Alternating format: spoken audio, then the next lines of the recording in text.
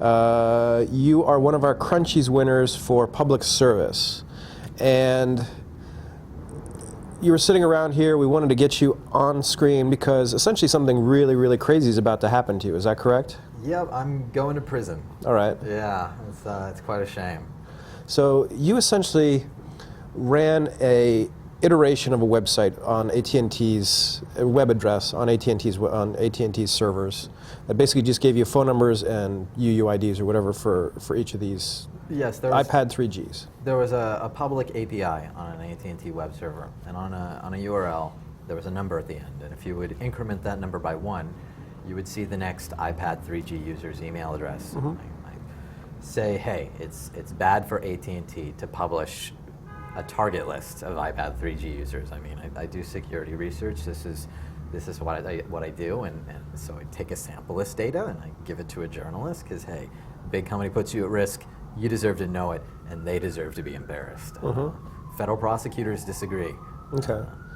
So, I mean, the obvious, as a security researchers, these guys basically try to contact companies as much as possible. Yeah. And I am in no way defending what's about to happen to you. It's ridiculous. But what happened between that moment when you started that iteration and decided to go to, I guess it was Gawker or whoever? First, I waited for AT&T to patch the vulnerability. Mm-hmm. The timeline was after they patched. Then I went to Gawker because, yes, they patched it and it was closed, but it doesn't mean somebody didn't scrape the data beforehand. And you as a consumer have the right to be informed so that you can make an informed decision on your purchasing, or you've already bought a device and you might want to consider changing your email address or getting a new SIM card from your provider.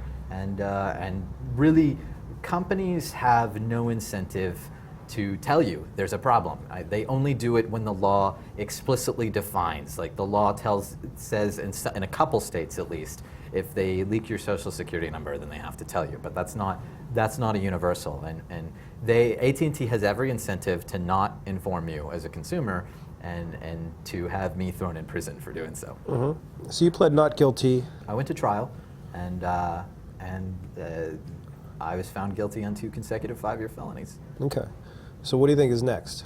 I imagine I'm probably going to prison. You know, Okay.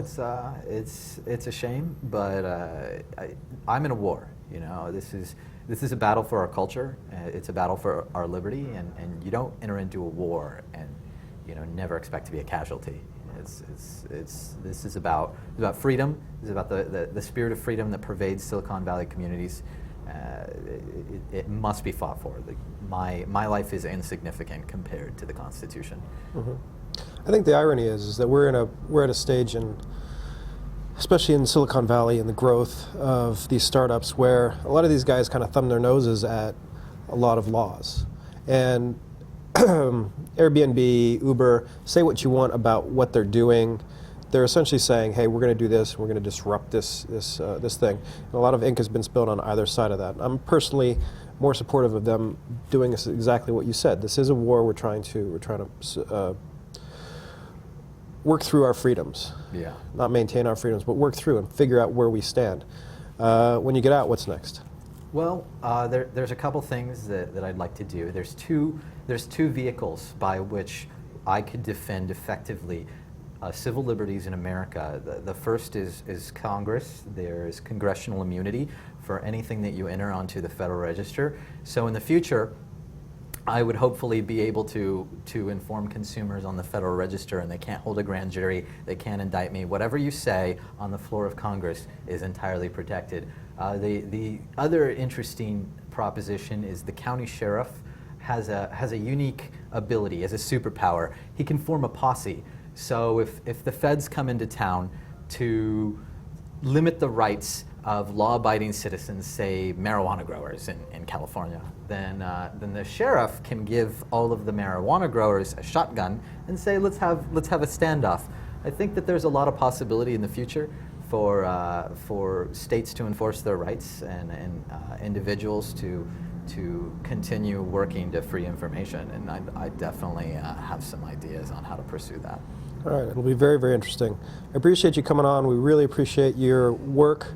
I personally find it's abhorrent what's going on, and I wish you the best of luck. hopefully when you come back, and it'll be fairly soon, we can have another chat and we'll figure Absolutely. what comes next. Absolutely. All right. Thanks a lot, Andrew. Thank you. Thanks.